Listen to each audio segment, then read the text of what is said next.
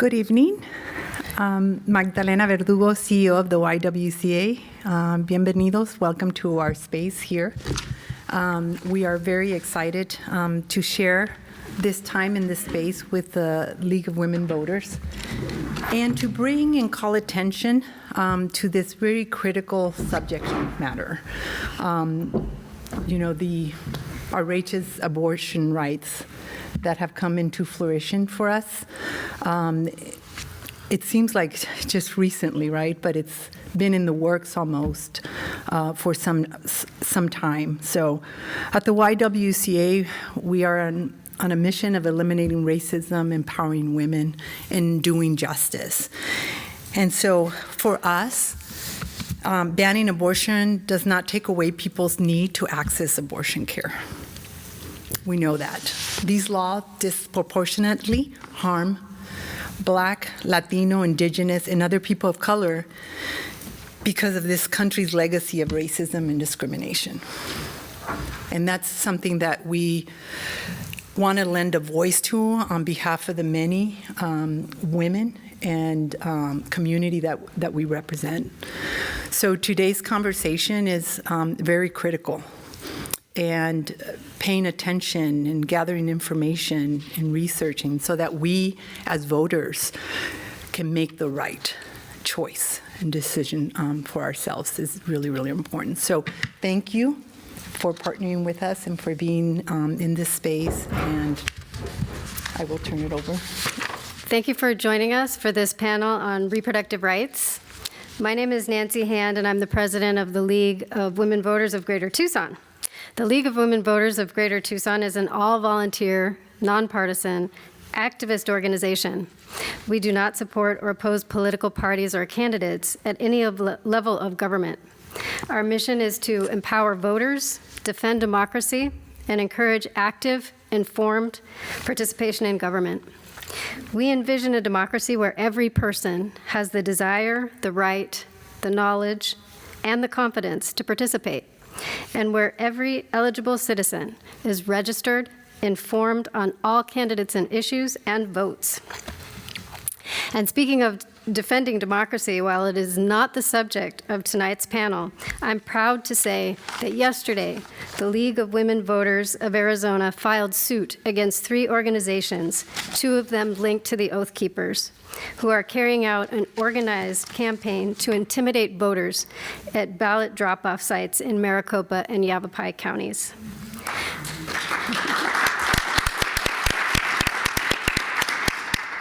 The League of Women Voters believes that the right and the ability to vote in peace, free from threats, intimidation, and harassment, is fundamental to a democratic society, and we will not stand by while clear voter intimidation is occurring in our communities. I would like to thank our good friends here at the YWCA for co-sponsoring this forum and for hosting us tonight. And now to tonight's topic. Several hundred League of Women Voters members from around the country were in Denver, Colorado, for the start of our biennial national convention on June 24th of this year, when the Supreme Court overturned Roe v. Wade. Hundreds, including several from Arizona, left the convention center that evening to join local women and men in the streets of Denver to protest that decision. I want to be very clear about the League's position here tonight. The League of Women Voters believes every U.S. resident should have access to affordable, quality health care, including birth control, and the privacy to make reproductive choices. As an ally of reproductive rights organizations, we know that safe access to health care, including abortion, is essential to our democracy. Democracy depends on equal rights for all people.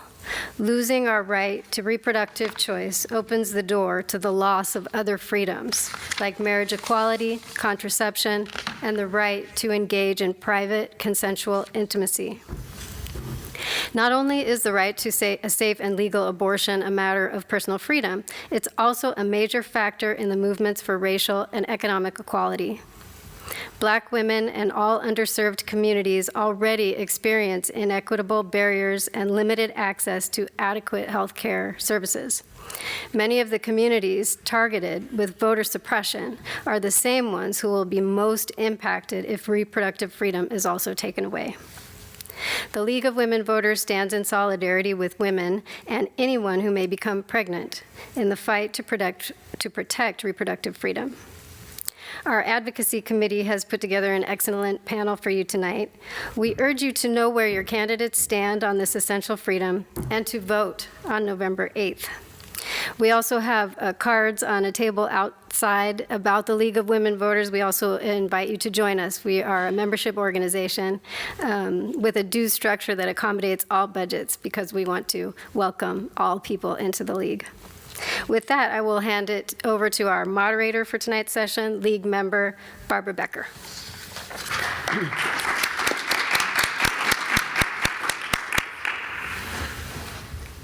Thank you, Nancy, and I won't have to make my big spiel because I've had two wonderful speakers before me make it for me. But I am your moderator tonight, and I'm honored to have these three experts who are here to discuss the various aspects of issues of reproductive rights. I'm going to first say a small bio about each one. Then they will each have about 10 minutes to talk about their area of expertise and how it relates to reproductive rights. They're going to ask each other a few questions, and then we'll come out to the audience, and you can ask questions at that point in time. Hopefully, we'll come in around an hour, so don't get too worried. Our first is Dr. Wendy Huempfner. She's MD, FACOG, and is a board-certified active physician practicing medicine in Tucson. She has worked in fields of women's health care for 45 years. First as a public health nurse after receiving her BSN from the University of Wisconsin. Then as a physician after receiving an MD at the University of Minnesota. Wendy has done deliveries and surgeries for 20 years in private practice in Tucson. Her awards include National Institute of Health Grant for the study of pelvic adhesion and University of Volunteers internship with Georgetown University for work with United Nations border relief on the Thai-Cambodian border. Currently, her work is with the League of Women Voters. She's a member of the Executive Board of Directors of Pima County Medical Society and Pima County Interfaith Core Team.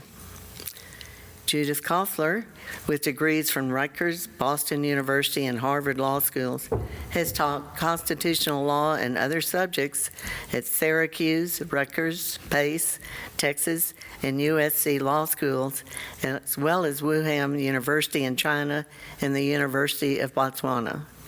She has also practiced corporate law and mediation. Trayce Peterson is a native of Philadelphia, Pennsylvania, and received her BA and Master's of Divinity from Earlham College and Earlham School of Religion. She is an active member and serves on the board of the League of Women Voters of Greater Tucson. Trayce is an instructor at the University of Arizona in human rights practice. She is co-founder of Split Seed Production, which uses art-based interventions to inform, educate, and explore human rights and justice issues. As a community organizer, she works with several local coalitions. So you can see we have some real expertise tonight. Wendy? First of all, I'd like to say I'm honored to be here tonight, and thank you for all of you that are attending. Thank you to Barbara, who's co-chaired this committee with the League of Women Voters, Nancy Hand, who's been just a wonderful leader in helping me, and then Judith Koffler and Trayce Peterson, who have been great board members to work with.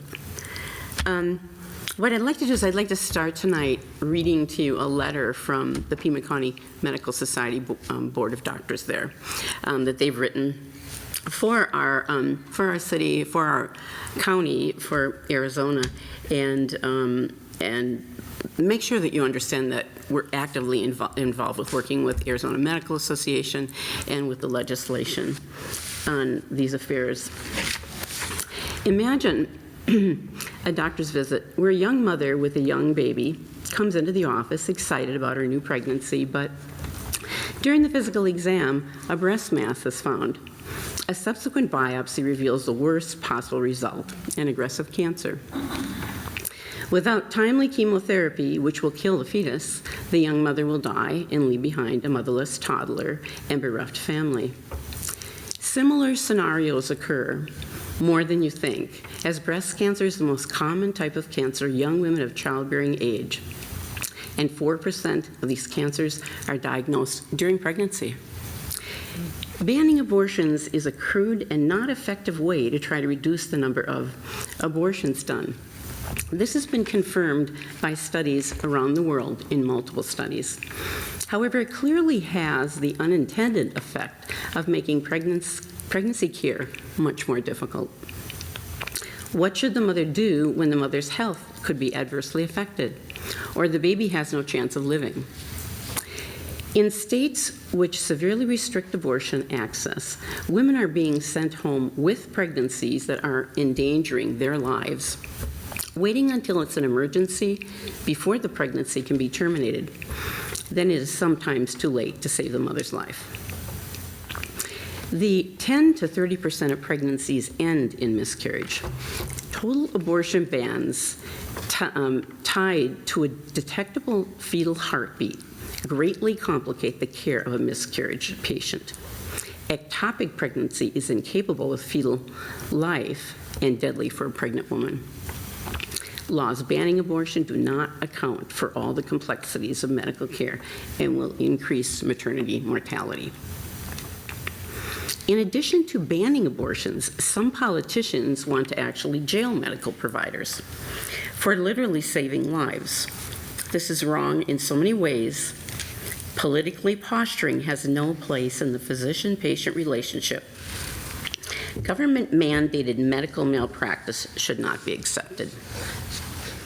The Pima County Medical Society believes that pregnant women must have autonomy and be able to make informed decisions about their health and life. They should not be at risk for entirely preventable death when we have the ability to save them. We also believe a doctor should not be criminalized for provoking the best medical care for our patients.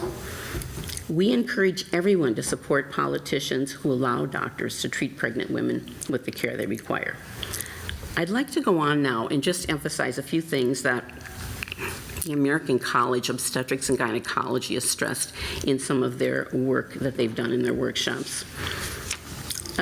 First, I'd like to just ask all of you, are we really taking care of women in this culture? Are we really taking care of women's health? No. Secondly, do we have leaders that are experienced, are practicing evidence-based information, that are honest and kind decision makers for women's health care? No. So, why do women have unplanned pregnancies? Most women have unplanned pregnancies for 4 reasons. There's a failure of contraception.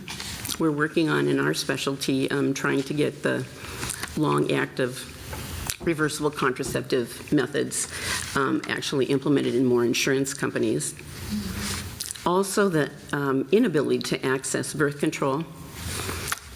Many women lost their jobs, lost their health care during the pandemic and still have not gotten it back, and have lost access to contraception in that way. Some women just have a lack of sexual education. The studies are showing now that women more commonly are having periods at 10 to 12 years of age, which is a very young age, and that's a new process for a gynecologist to decide what contraceptive do we want to use at 10 to 12 years of age if she's at risk for pregnancy. The other reason why a lot of women get pregnant is rape, incest, and forced intimacy, which is how 10-year-olds a lot of times do get pregnant. The next question that I get asked a lot is really, is abortion safe? Pregnancy termination is very safe. It is part of comprehensive medical care.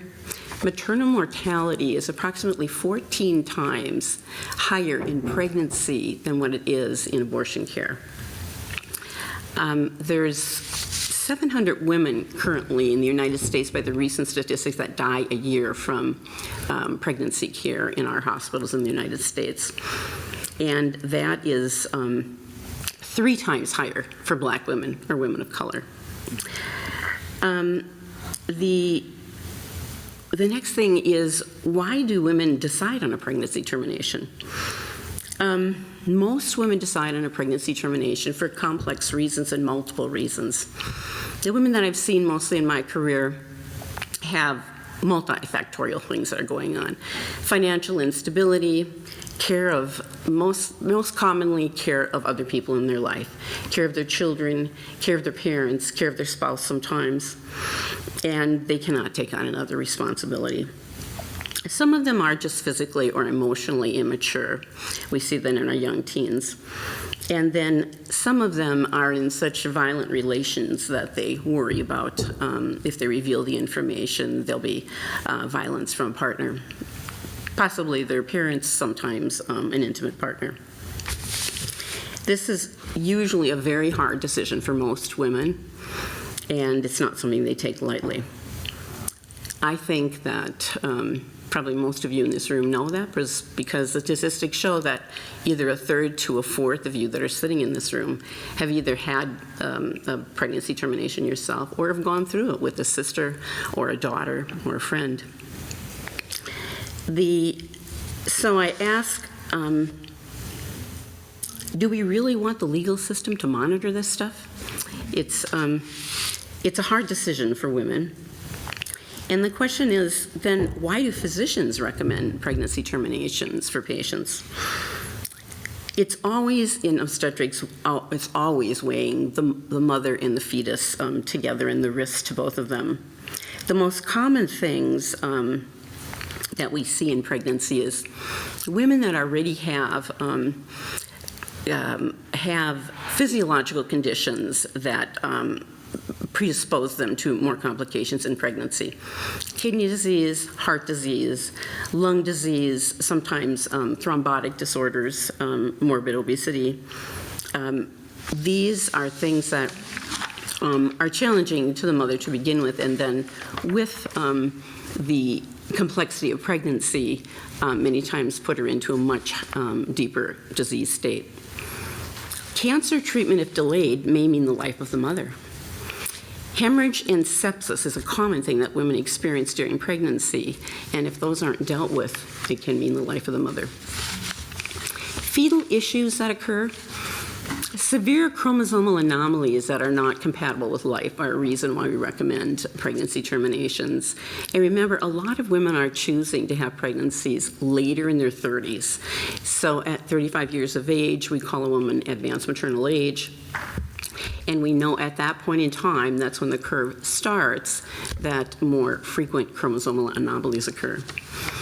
Also, severe structural abnormalities. We can see so much more now than we could in the past, and these can be picked up at a very early stage on sonogram. And when we see structural abnormalities that are incompatible with life, or are going to mean a long-term life of severe suffering of the child, that would be something that we may recommend a pregnancy termination. There's many complex and maternal reasons why we would recommend a pregnancy termination, but it's always done with the mother. And we want the autonomy to stay between the mother and the physician and the healthcare provider, and not be with the legal system. More so than anything, this is really beyond abortion, beyond pregnancy termination, the real issue of rights, of contraception, of privacy, of intimacy.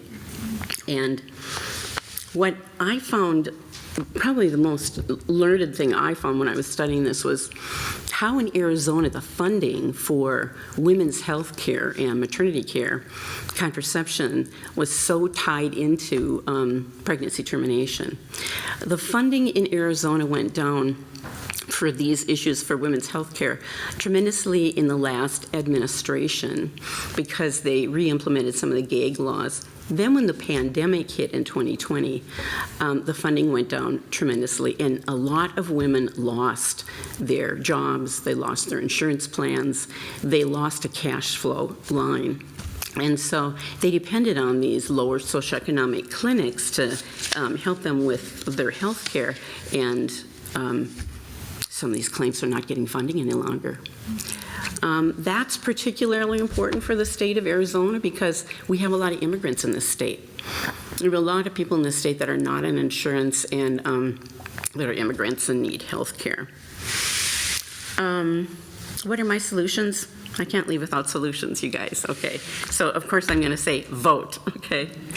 I think we need to study contraception. I think we need to get more funding for comprehensive programs for women's health care, and that is being worked on very actively by the Arizona Medical Association, the Pima County Medical Society, and private physicians in addition. We need a lot more investigation into the maternity mortality in this country. We need to find out why every woman is dying and get down to the statistics that the UK does and have a very thorough investigation on that. We need funding for training for doctors and nurses. Last night I was in a meeting with the Pima County Medical Society, and some of the doctors brought up the issue from the outlying communities that they have patients there and they're trying to transfer them into the hospitals in Tucson. And the other physicians that are working in the hospital in Tucson said, we got enough physicians, what's the problem? We don't have nurses funding. We don't have nurses in our hospitals right now. We have many beds in our hospitals in Tucson sitting empty because we don't have the nursing personnel to bring those patients from the ER and from the transfers of outlying communities actually into into those beds.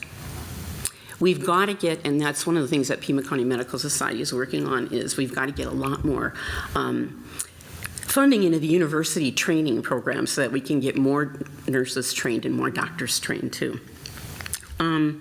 The other thing is we need to remove the criminalization regarding the reproductive rights that I already talked about, and work on medical malpractice insurance costs and entitlements because that is stressing doctors. And I'm going to turn it over to you from here. Okay. Judith Koffler. Hi. Well, I have the burden of the legal end of this troika. So good evening, ladies and gentlemen. Thank you for coming, and thanks to the warm, wonderful folks at the Y, to the League of Women Voters, Barbara, Trayce, Wendy, Nancy. Thank you for your help. And like Dr. Huempfner, I'm also honored to be here with you. Okay, what are your reproductive rights in Arizona today, October 26, 2022? In my long career as a law professor and lawyer, I'm telling you, I'm seriously baffled. The last time I looked online, and that was this morning, pregnancy terminations were legal in Arizona. They were not legal a few weeks ago, and they may not be legal in another week or two. Dr. Jill Gibson, medical director of Planned Parenthood Arizona, says Arizona's reproductive rights have been on, quote, an insane roller coaster ride where every turn is like whiplash, legal, not legal, legal, not legal for the last 4 months and still unsettled. This is the very antithesis of law. It's a condition where rights are not stable, not predictable, and where even the state's attorneys, the Attorney General's office, throw up their hands and say, the law is anyone's guess. But it can also land them in prison. In short, Arizona is the nation's legal basket case, and women's health is seriously threatened. Eyes are on us, people. So buckle up, please, ladies and gentlemen, and thank the U.S. Supreme Court and your Arizona legislators for sending us on this wild ride. By the way, has anybody been to Universal Studios on the indoor roller coaster that goes at 45 miles an hour, up and down, and the monsters come out at you, and the dark and smoke and strobe lights? Sharp jolts, twists and turns, and sudden stops, and a long time going backwards. Well, how did we get to this intolerable state? Very briefly, Arizona now has 3 laws that govern termination of pregnancy, and I've named them, like the monsters at Universal Studios. We have the Mummy, Frankenstein, and Godzilla. Okay, the Mummy. The Mummy, this, just imagine, please keep in mind, how a mummy looks. The first law dates back to 1864, even before Geronimo, Wyatt Earp, and the gunfight at the OK Corral and Tombstone. In 1864, Arizona was a territory and had been part of the Confederacy. Surprise. That 1864 law, still on the books today, prohibits abortions completely except to save the life of the woman. No exceptions for rape, incest, or 10-year-old girls impregnated by stepfathers. Please don't be surprised. In Arizona in 1864, women had no rights. Husbands could rape their wives with impunity, and wife beating was normal. Statutory rape was reportedly for girls 10 and under. This 1864 era law specifies 2 to 5 years in prison for anyone who violates it. It's still on the books, but until September 23rd, it was in cold storage, or in the tombs, let's say. That is not enforced because the Supreme Court in 1973 held in Roe versus Wade that a woman's right to terminate a pregnancy was protected by the Constitution. When Roe came down in 1973, a Superior Court judge right here in Tucson issued an injunction. Superior Court of Pima County issued an injunction against that mummy law because it conflicted with the Supreme Court's ruling. That injunction has been around for 49 years, and that old law, the mummy, has been in cold storage. Well, all that changed on June 24th of this year when the Supreme Court announced in Dobbs versus Jackson Women's Health Organization that Roe was egregiously wrong, and there is no constitutional right to abortion, though legal experts, by and large, agreed that the Dobbs decision was egregiously wrong. Unfortunately, there's no appeal. That was one trip on the roller coaster. The mummy stirs. The next trip was Arizona's new law. Governor Ducey signed last year. This new law permits abortions up to 15 weeks, and thereafter only to save the life of the woman. Again, no exceptions for rape, incest, or special dispensation for young girls if viciously impregnated. This law took effect on September 24th, a month ago. Let's call it Frankenstein because it likes women, but it's still a monster for reasons you'll soon see. So, 2 conflicting abortion laws, one prohibiting almost all abortions, the second permitting them up to 15 weeks. Which one prevails, mummy or Frankenstein? Outgoing attorney Mark Brinovich says the 1864 law is in force. Governor Ducey backs Frankenstein and says it's the 15-week law. Well, rather than resolve the disagreement with guns or mud wrestling, Brinovich went back to the Superior Court in Tucson, demanding that the judge dissolve the 49-year-old injunction since Roe was no longer good law. Governor Ducey fumed. Mummy versus Frankenstein. Well, Judge Kelly Johnson here in Tucson agreed with the Attorney General and resurrected the old law. The mummy rides again. So suddenly on September 23rd, all abortions were criminal acts except to save the life of the woman. Now, legally, that was a dumb judicial move, letting mummy out with Frankenstein gliding in the corridors.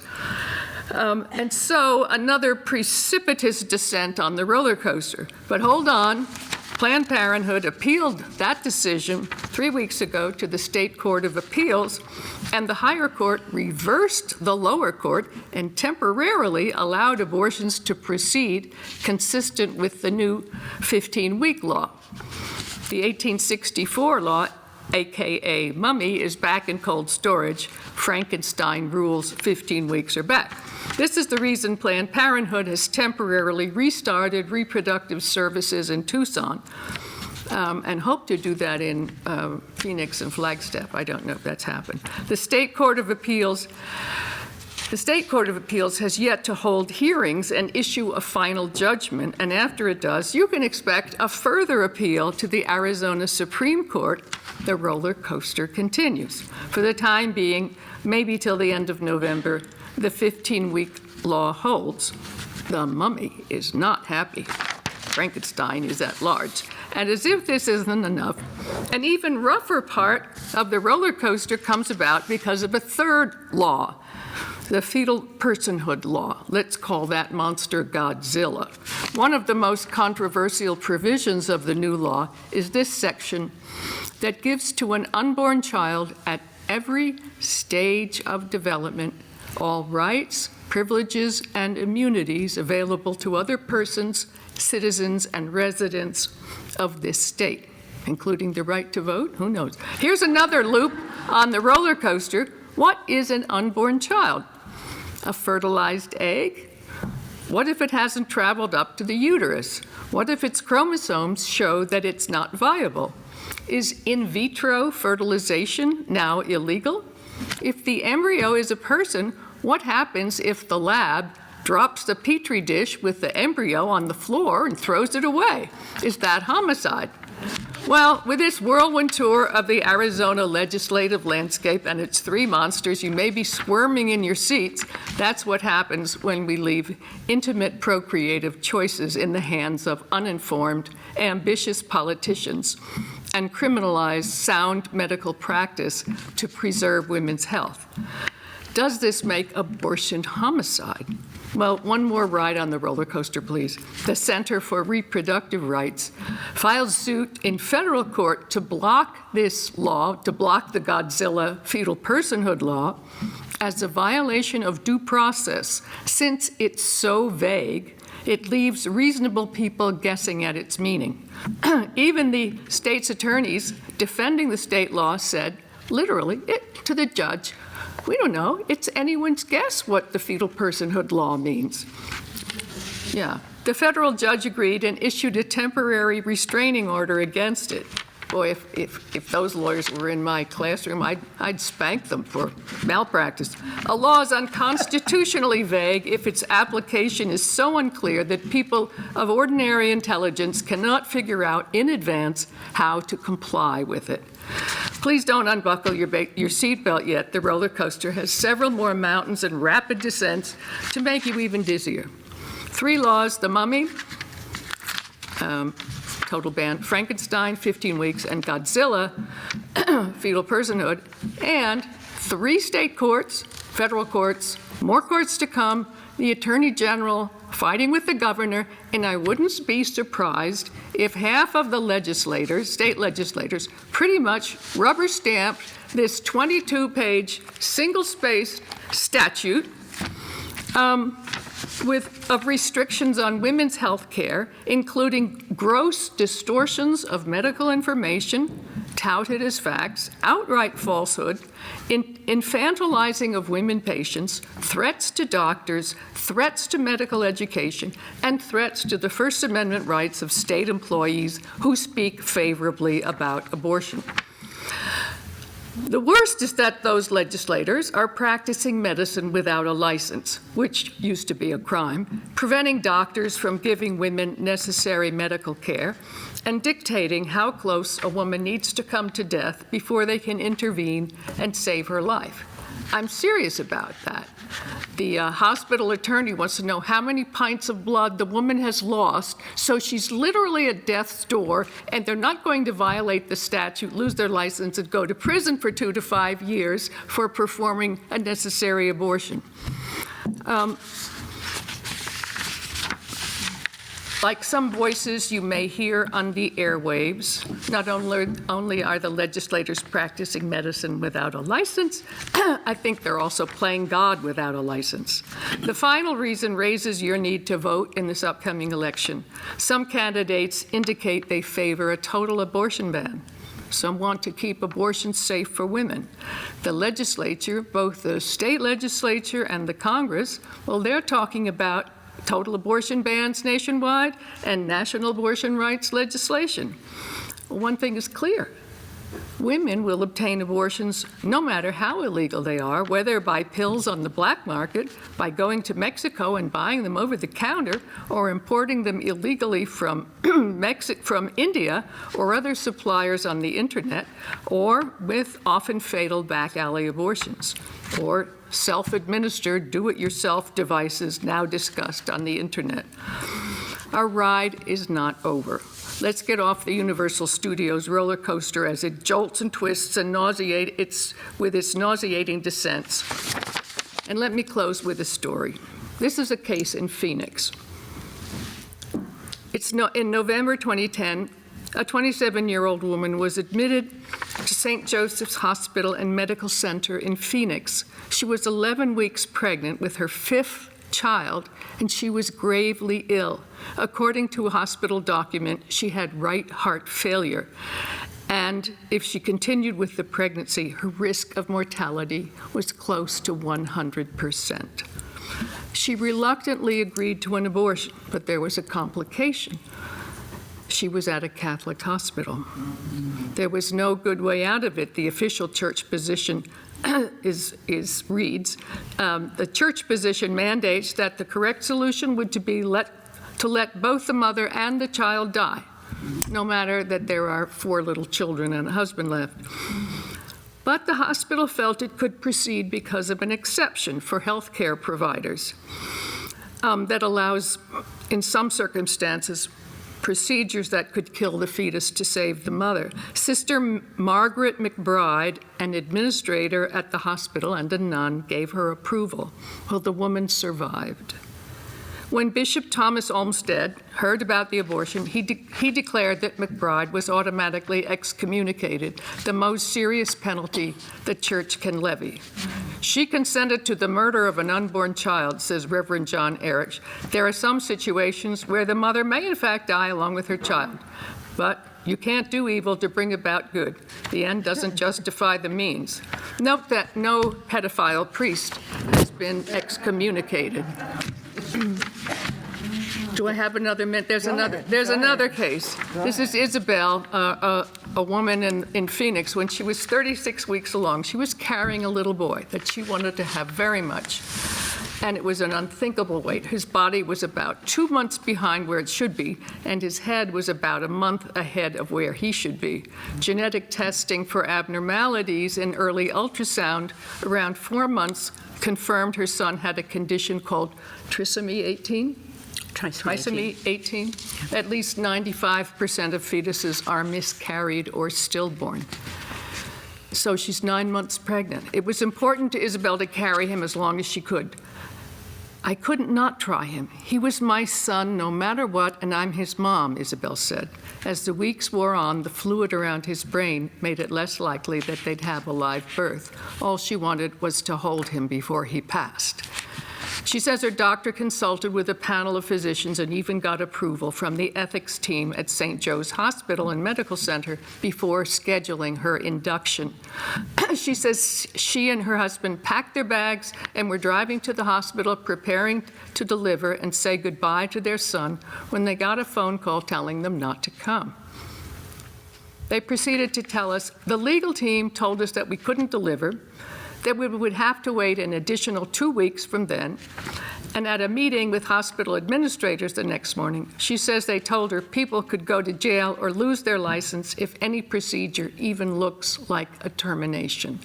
Those are the consequences of this nightmare in Arizona. My conclusion, women's health and very lives are being sacrificed on a sanctimonious altar of politics.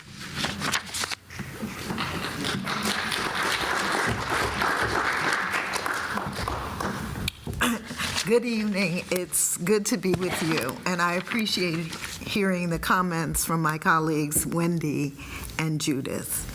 There is no single story or issue as we grapple with how we must respond to violent attacks on bodily autonomy and reproductive rights.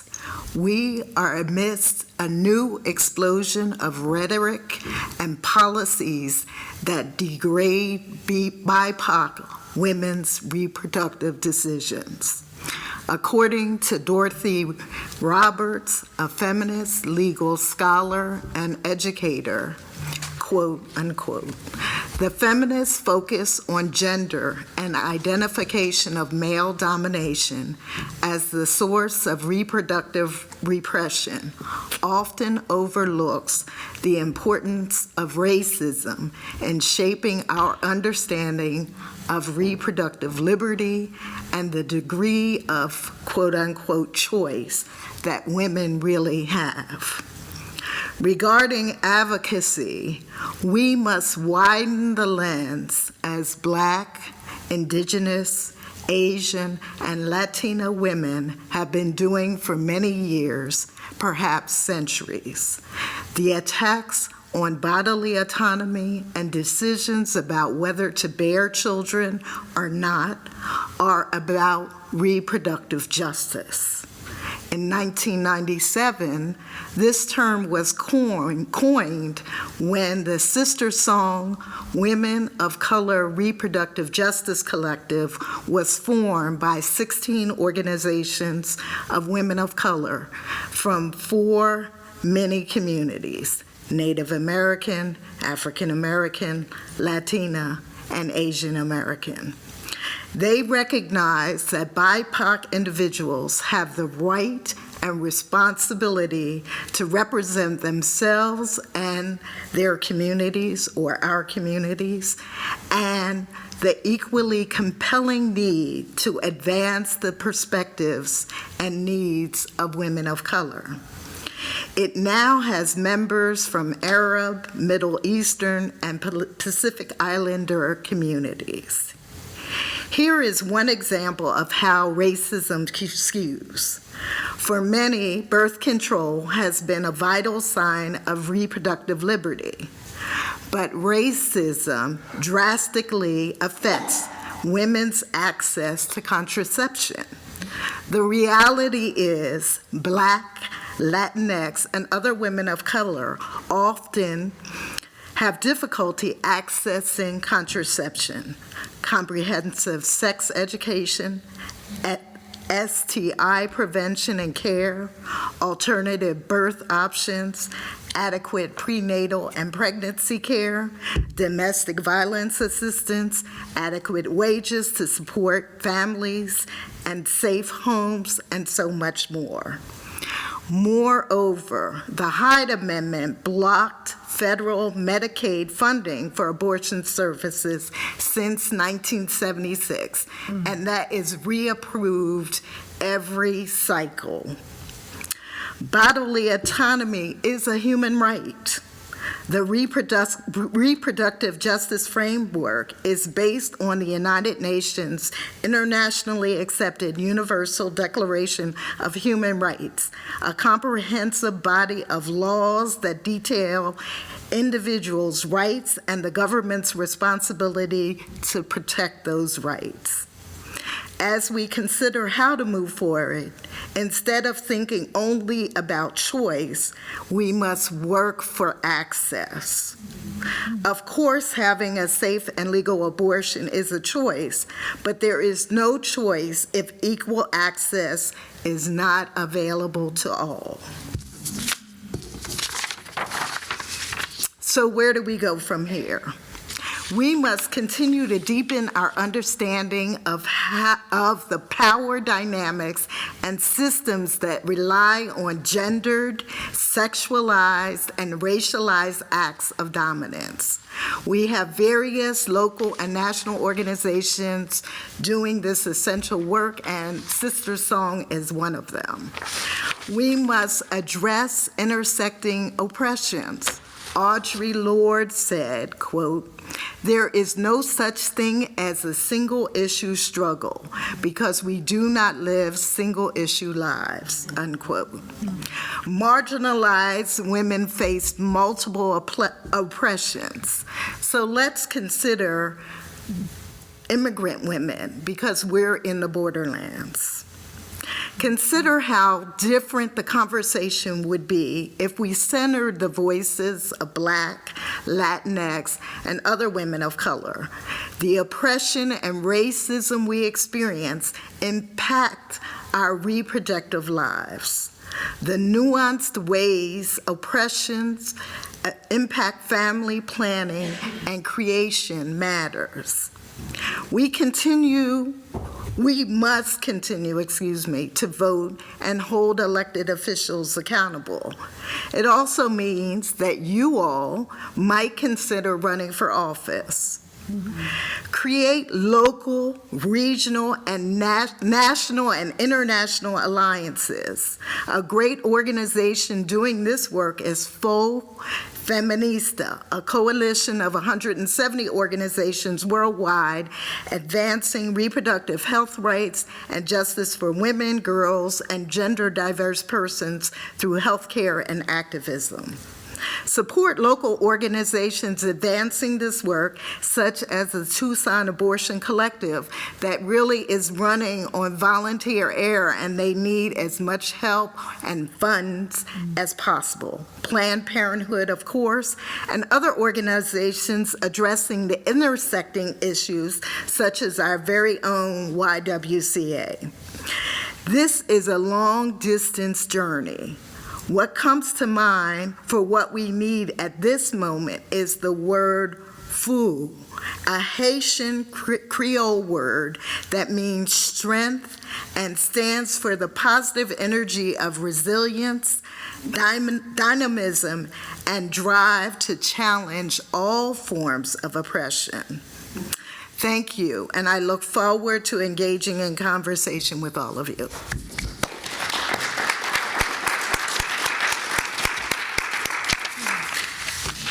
Before we go to the audience for questions, do you have any questions of each other?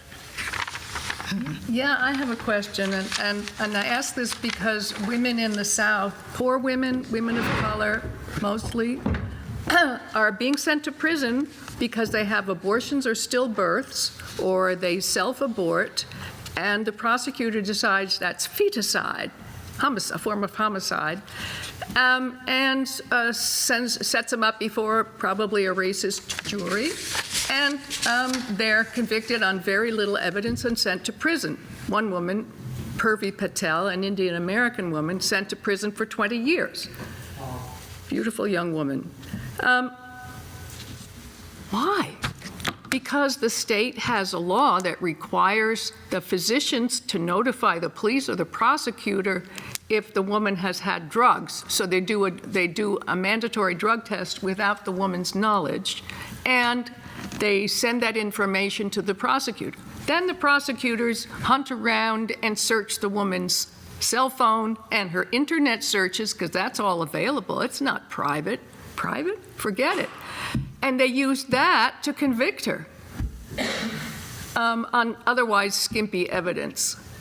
And that's one of about 500 cases that are detailed in a book by Michelle Goodwin, a Black professor of law and world-class. It's called Policing the Womb. I'll bring back the library book. Policing the Womb. A world-class expert on global women's health. She was raped by her father at 10 years old. Her hair turned white. She went temporarily blind. She wrote how abortion saved her life, and she talks about that on the internet, and you can watch it on the internet. She's an extraordinarily powerful speaker, and she's a fighter for women's rights for poor women, Black women, and Latina women, and she details all these cases that we don't hear about unless you go, okay, sorry. What was the question? Yeah. Oh, yeah. So what about patient confidentiality? What if the state requires you to report every abortion? Well, I mean, I think physicians have been doing the wiggle around the legal system for years. I mean, it's in my profession, I usually paid $70,000 to $150,000 a year for malpractice insurance when I was delivering a lot of the babies that I was delivering. And that was just to protect me on many issues that were probably good patient care, but for a possibility of a legal issue that might be called malpractice. I never had any malpractice lawsuits. There's so many gray areas here that physicians have just struggled with for a long, long time. They're not written for the support of women.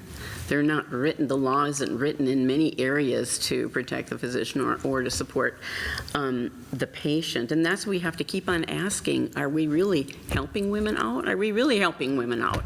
Mm-hmm. I mean, are we really helping the health care of the family, the child, and the woman out by setting all these limitations? I mean, my experience in my lifetime was mostly at St. Joseph's Hospital here in town. And when we did have a serious case and we thought the baby was incompatible with life, we would take it to the ethics committee and they would usually agree to let us terminate the pregnancy. But that was my responsibility to step up and do that, and the hospital worked with me because they had a long relationship with me. But there's many communities in the country that don't have those relationships, and the patient becomes the victim of the situation.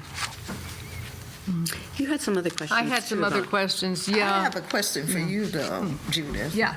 So you talked about this document, which is 22 pages. 22 pages, single space. And we know that often our state legislatures don't read these documents, right?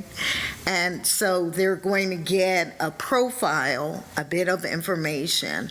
And so how do you, as an attorney, believe individuals can interact and try to push against that? Because it really is the rubber stamp, right? And so what is an ordinary citizen supposed to do in regards to that? That's a good question. I guess you could call your state legislator and say, hey, where were you when this bill was introduced into the State House?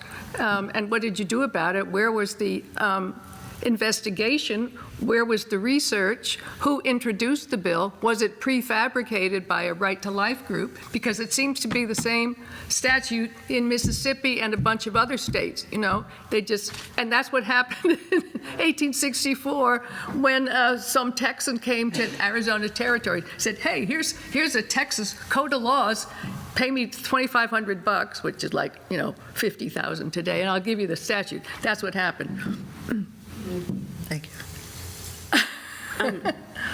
One thing I'd like to mention that I haven't so far is that, the question comes up over and over is, if we legalize abortion, are there going to be a lot more abortions that are going on? Canada has the best study on that. It actually was a board review study that we all had to read for our board recertification this year. And it has a study that involves 300,000 women, case-controlled study between the years 2015 to 2017. Canada does pay for pregnancy terminations there. And they studied what happened with the pregnancy rate and the pregnancy termination rate during that time period. And actually, the abortions went down. The government was paying for pregnancy terminations, and they were also calculating all the information. There was no increase in complications whatsoever. The rate of abortions actually went down. There was a little bit of an increased rate of women that wanted to have an abortion and then with the medication went on to actually going to term. but there was no increase in any serious complications with using medical early abortions, and they saw nothing negative that came out of that study at all. And I think that study has been repeated in many countries around the world, that when you pay for pregnancy terminations and watch the rate, the abortion rate usually goes down in those countries. And we think that that's somewhat related to the fact that women are going into an office, they're developing a relationship with a healthcare provider, and many times getting contraception or the education they need. So. Okay, it's time to open it up to the audience. Does anyone have a question?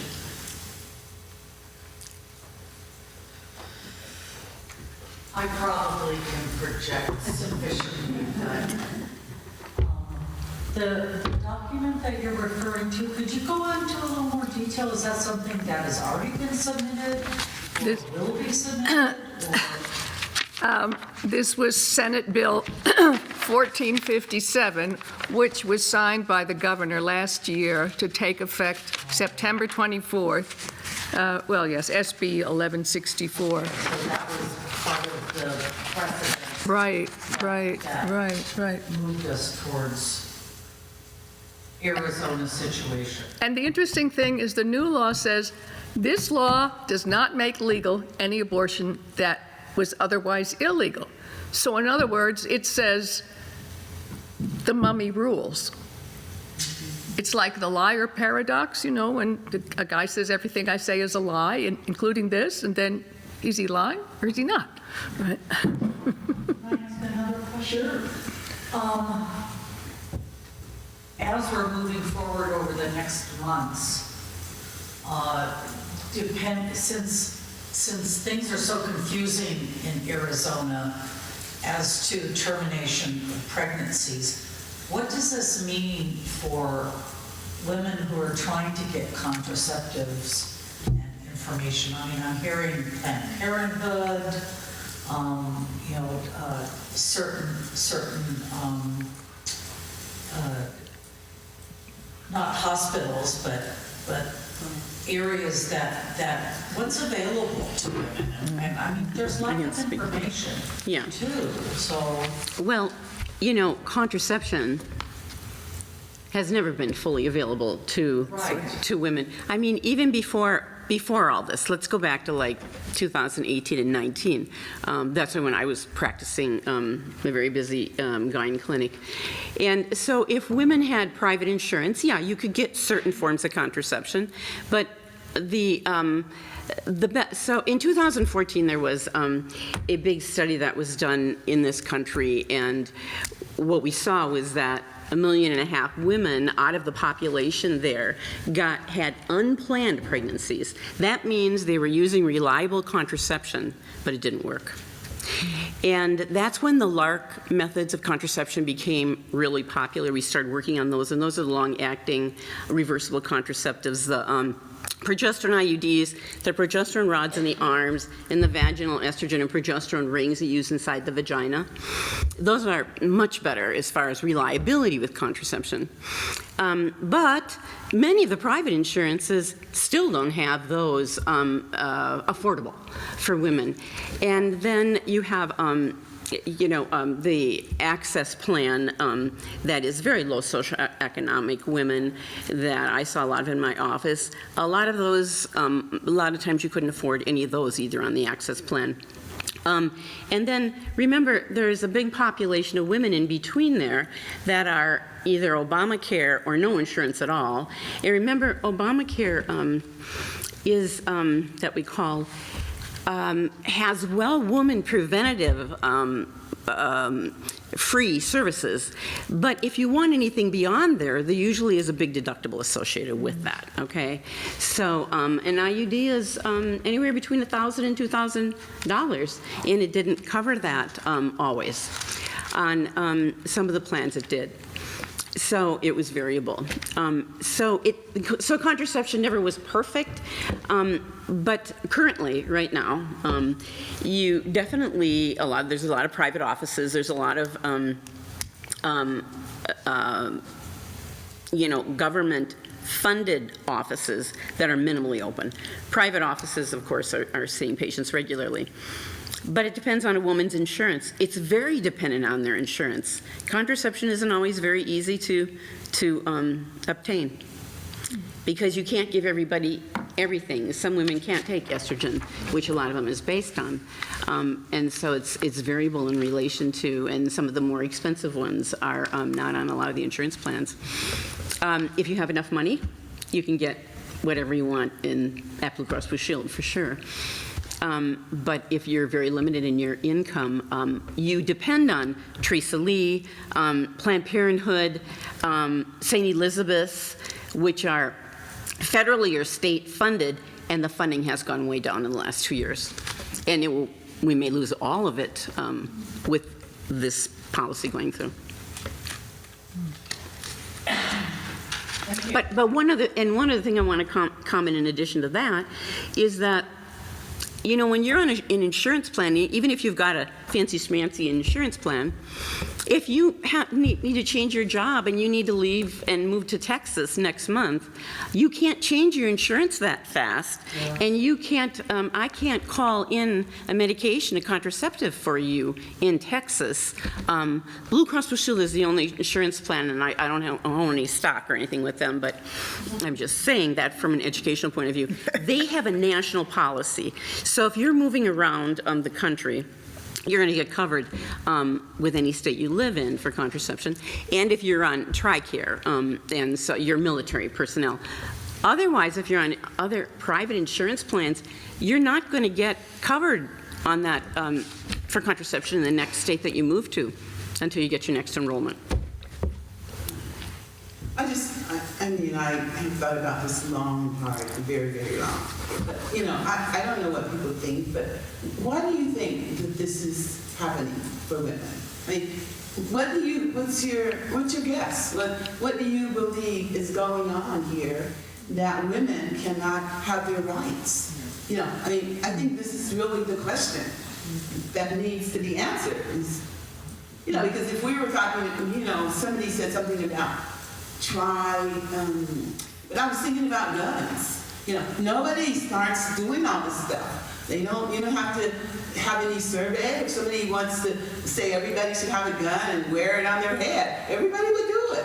But I'm just trying to figure out, what do you all think is really the point of this? No, you didn't. Yeah, I'll add it after you talk. Okay. The masks are off. Oh, yeah, the masks are off. That's right.